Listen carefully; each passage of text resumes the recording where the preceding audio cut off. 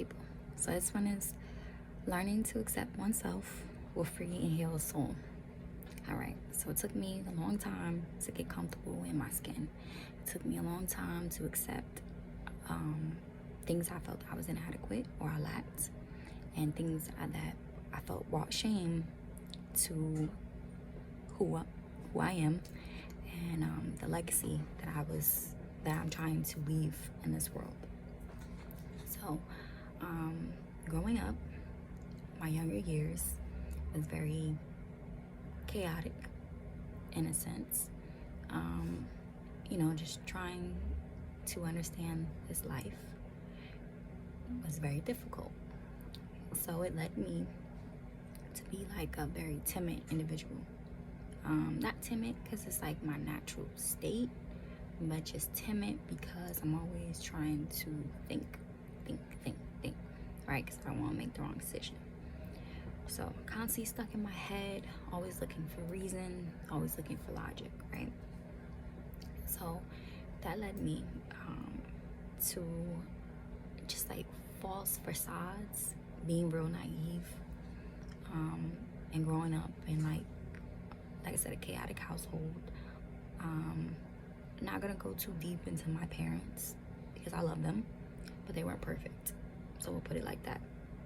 So when I did finally get to an age where I was old enough to explore the world, coming from such a strict background where we couldn't really do much and we weren't allowed to interact with other children, socialize, go outside, constantly always being alone with oneself. When I hit the streets running. So I wanted to explore everything and just get a bit of everything. Just because I was used to being like so constricted, being on such a short leash, right? So at 14, I actually got pregnant with my oldest child, who I would then later on have a week before my 15th birthday, right? So that was my first little bit of quote unquote shame, because I was what you would call a teen mom before teen mom was cool, before it was celebrated on TV, and the world was awing over you. And when in my time, if you became a teenage mom, you got looked at in like one of the most disgraceful ways. People turned their nose up at you. No one wanted to deal with you. No one wanted to act with you. So it was very hard for those first couple years of his life. And, as I'm going older, becoming more of a teenager, because I was still a teenager, so I'm still learning.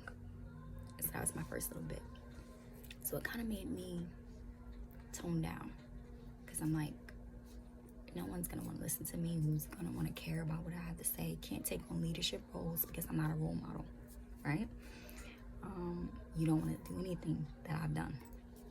My thoughts in my head, right? Not understanding that I am a role model because I was able to take some of the worst conditions, situations in my life and flip them for the good, for the greater good. So now it's 15 years later, and I have a 16-year-old son, and my son is amazing. My son is great. My son has so much promise for the future, and he's the total polar opposite of me. So, it's kind of like a double-edged sword in a sense. So for as much ugliness, for much darkness, for as much quote-unquote unclean, I was able to get something pure. I was able to achieve something of great value. And that is, being a mother to my children and getting to see them blossom and live their life. So had I not accepted myself and who I am, understanding that these situations made me who I am, and without them, I wouldn't be winning. But that took a long time to be able to smile and laugh and not feel as if I was inadequate, when there were so many women before me that were having children at young ages, and there would be so many more women after me that will have children at young ages. And that's just something that you have to accept. So And then it went on from me having shame about being a young mother to me being shamed about how many children I have, right? Because now I have 7 children, realistically, right? And I'm still fairly young. I'm in my early 30s. But that's the way life took me. So then it went from that. Now I'm looked at as a woman. They call me the woman in the shoe. We don't know. She had so many children, she don't know what to do. They kind of make it like fun, make fun of me. But at the same time, a lot of resources. I have 7 children. I have a lot of resources. So you have to look at it from the good and the bad. So every day, it's just accepting more and more things that's wrong with you, more and more things that aren't quote unquote society's perfection. Because ultimately, what is really perfection? What is it to be normal? What is it to be what everyone thinks is the best? It's just someone's opinion, someone's made up perception, and you have a perception of your own. So create your own perception. Love and live for you. Accept and be there for you. Who cares what anyone else thinks? Because at the end of the day, like I tell my son, like my mama told me, you're gonna come in this world alone and you're gonna leave this world alone. So all you really got is you.